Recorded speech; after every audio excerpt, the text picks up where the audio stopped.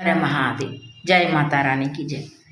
गूथा मालिन गाजा मोती हरवा हो रामा, चैत के महीनावा।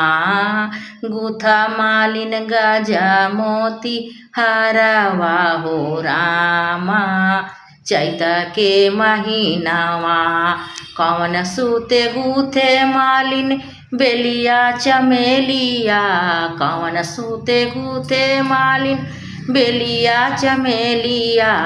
कौन धागवा गूथे लाई उड़हुल फूलवा हो रामा, चैत महीनावा। कौन धागे उड़हुल के फूलवा हो रामा, चैत महीनावा।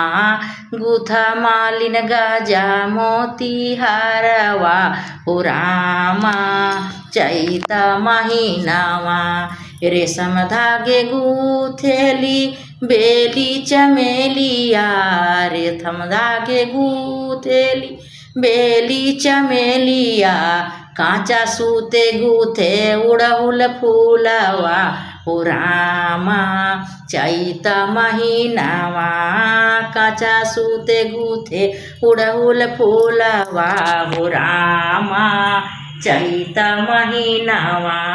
गूथा मालिन गाजा मोती हरवा हो रामा, चैत महीनावा।